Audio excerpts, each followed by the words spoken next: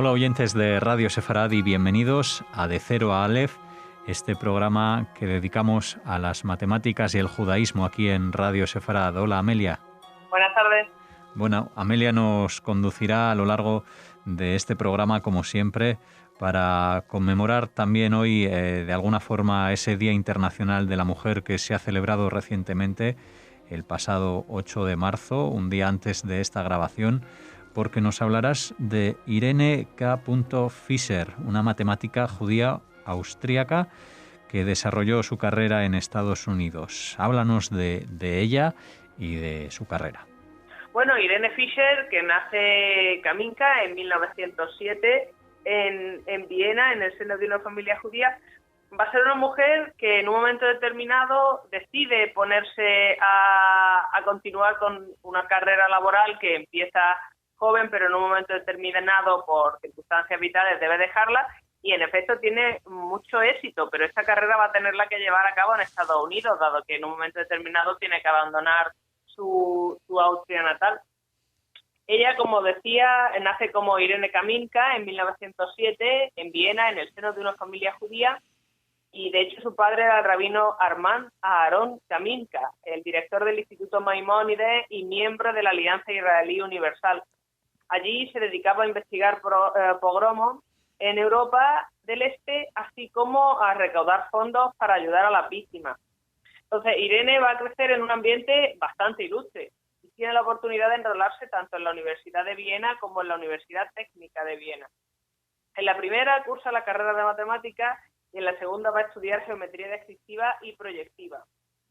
La geometría descriptiva lo que se dedica es a representar en dos dimensiones objetos tridimensionales por medio de determinadas normas.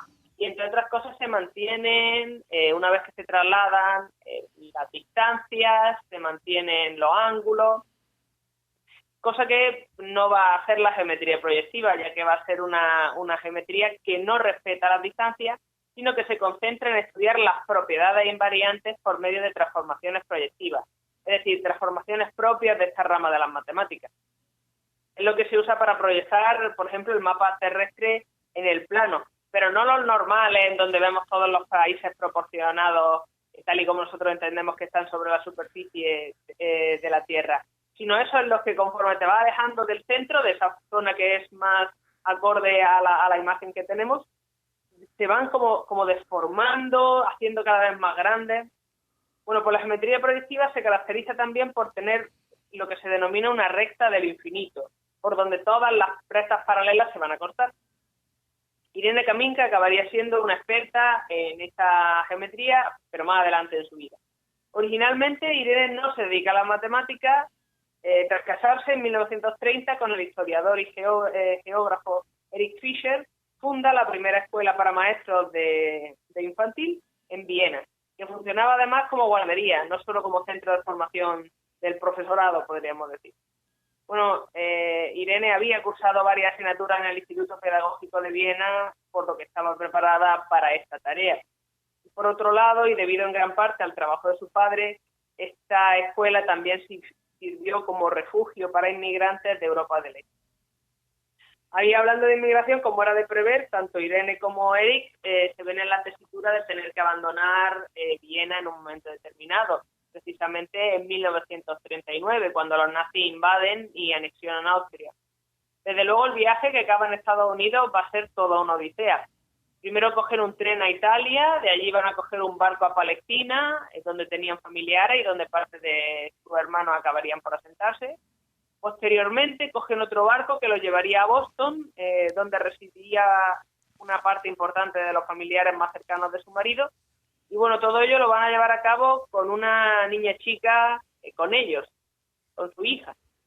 Por fin, en 1941, se asientan en Estados Unidos y los Fischer tienen otro hijo, un niño, en 1946. Y parcialmente debido a esto, a sus obligaciones familiares, Irene no persigue una carrera en el mundo universitario, sino que comienza trabajando pues como ayudante de costurera.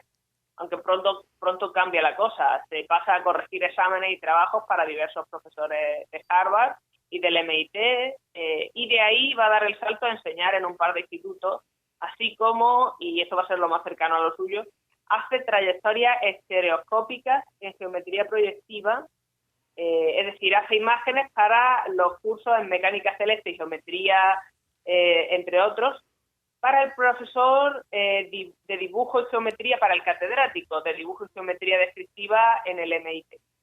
Bueno, la estereoscopía consiste en emplear cualquier técnica, en el caso de Fisher, geometría proyectiva, para crear imágenes que den la sensación de profundidad, lo que se consigue haciendo imágenes ligeramente distintas para cada uno de los dos ojos.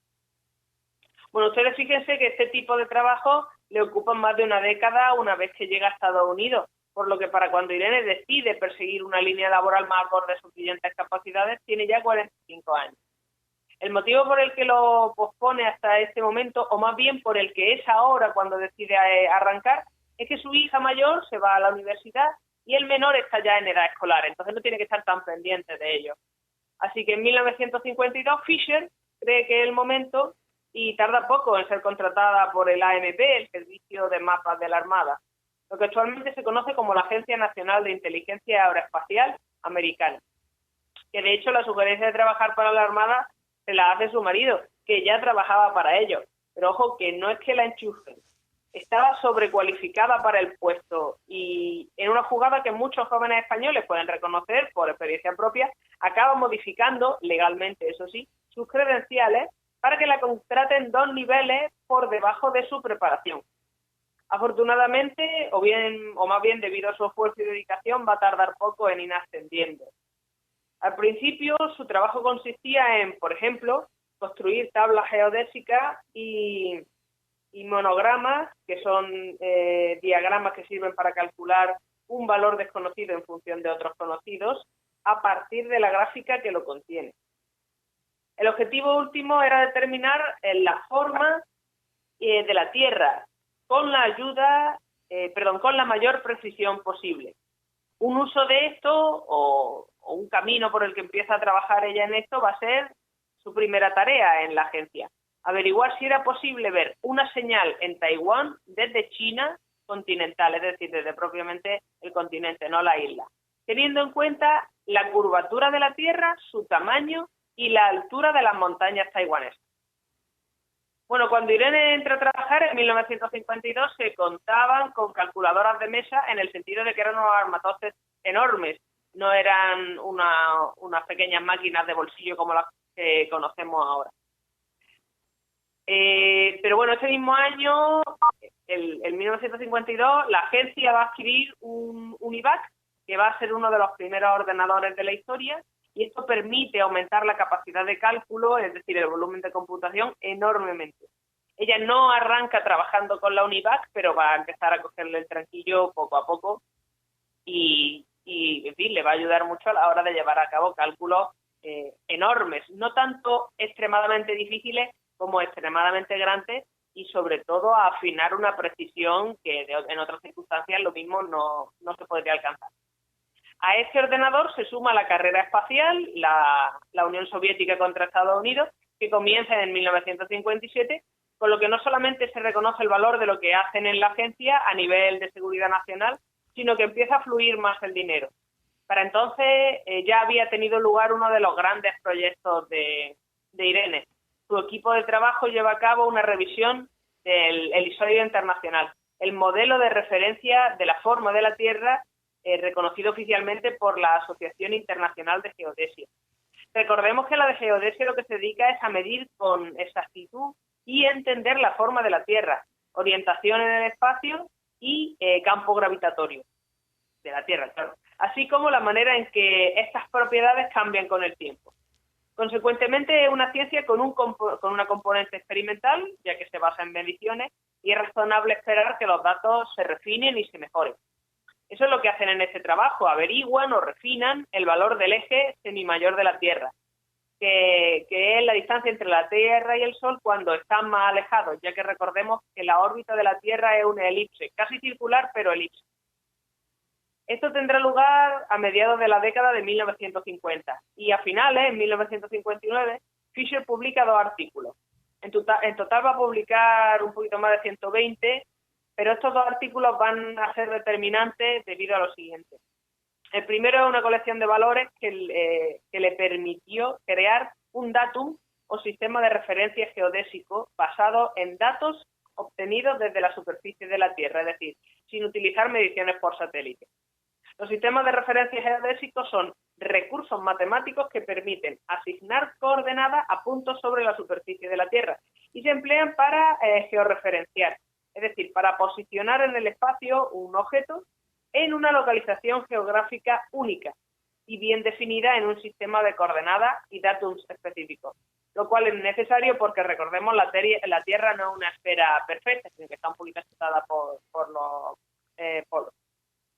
El segundo de los trabajos de Irene va a ser una expansión del radio de acción o de lugar de análisis, de aplicación de análisis geodésico, del que se deduce una correlación entre la glaciación del Pleistoceno y el geoide terrestre en la zona de Norteamérica.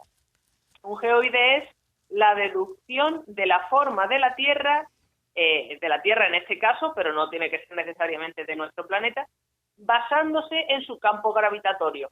Es decir, si solamente pudiéramos basarnos en los datos gravitatorios y no visuales.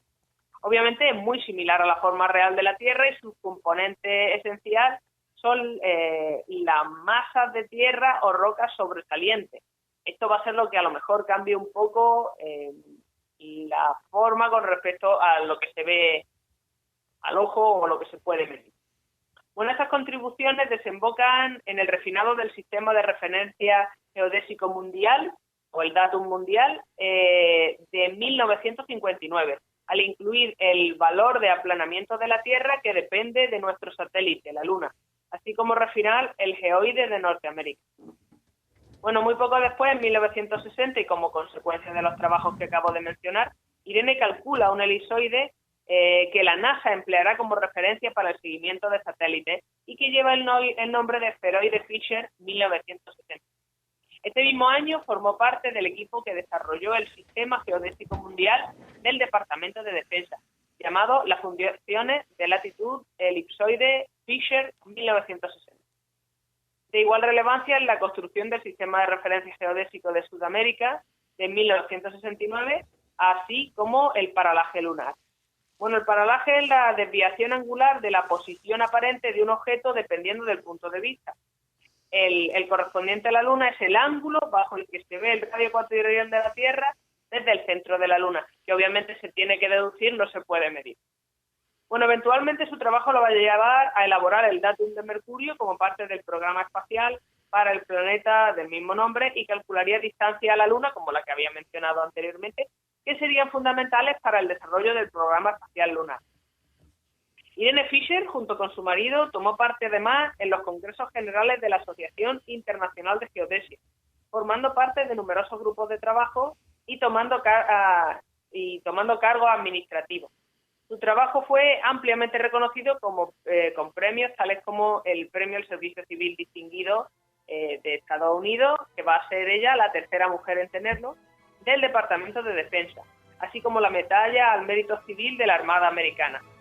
Fue elegida miembro de la Academia Nacional de Ingenieros en 1979 y también está en el Hall de la Fama de la Agencia Nacional de Inteligencia Geoespacial Americana. Ella se retira en 1975, lo cual es muchos años antes de su muerte, en 2009, y se dice de ella que era una gran oradora y que la agencia lo que hizo fue aprovecharse de ello. Cuando había que vender una idea difícil o cuando había que pedir algo complicado, la mandaban a ella a hacer la presentación a los oficiales superiores y solía tener éxito. Muy bien, Amelia, pues como siempre, gracias por compartir estos personajes aquí en Radio Sefarad, en este Matemáticas y Judaísmo.